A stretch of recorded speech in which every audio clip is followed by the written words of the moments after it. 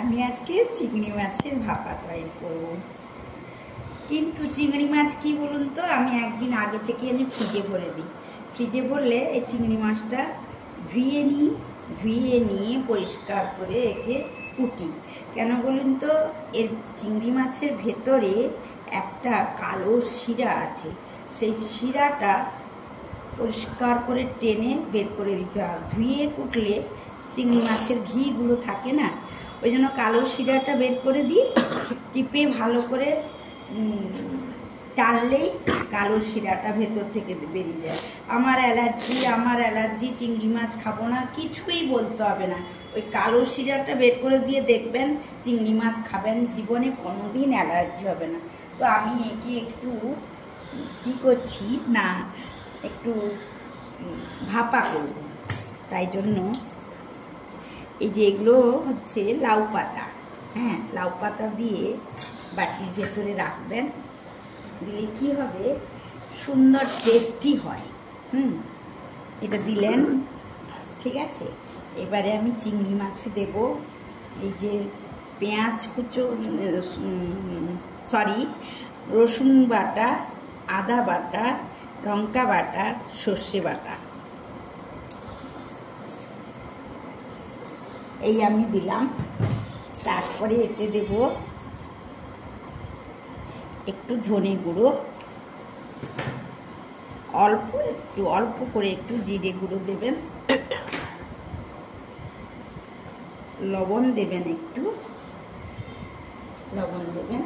মাছেতে লবণ মাখানোই আছে, হলুদ তো নেই, শেষ হয়ে গেছে, তো হলুদের গুঁড়োটা শেষ হয়ে গেছে, আনতে বলেছিলাম আনেননি। আর এই যে এই তেলটা হচ্ছে কাঠের তেল, হ্যাঁ, এই তেলটা আমরা শীতকালে গায়ে মাখি, খুব সুন্দর তেল এটা, অন্য কিছু তেল নয়। বেশি করে একটু তেল দেবেন, দিয়ে ভালো করে একে মিক্স করবেন। পেঁয়াজটা নিয়ে আসি, জানান পেঁয়াজটা দেওয়া হয়।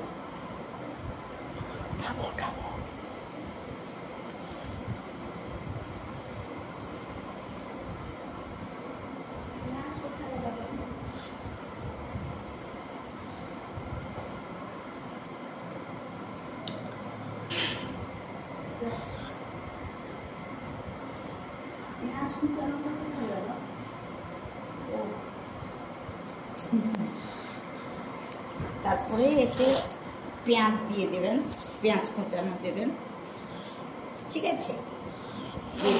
ভালো করে মিক্স করবেন, হ্যাঁ,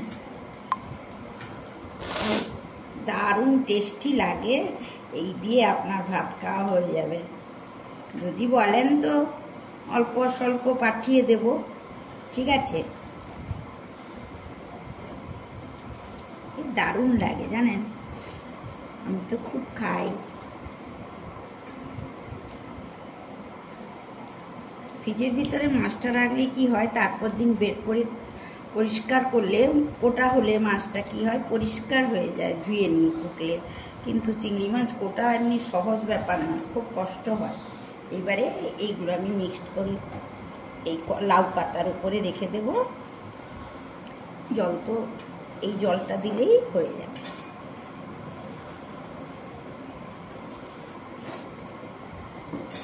দেখলেন, দিয়ে এর উপরে আবার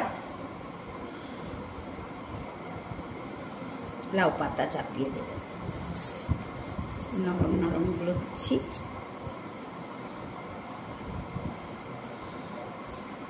লাউ পাতা চাপিয়ে দেবেন, দিয়ে ঢাকা দিয়ে বসিয়ে দেবেন।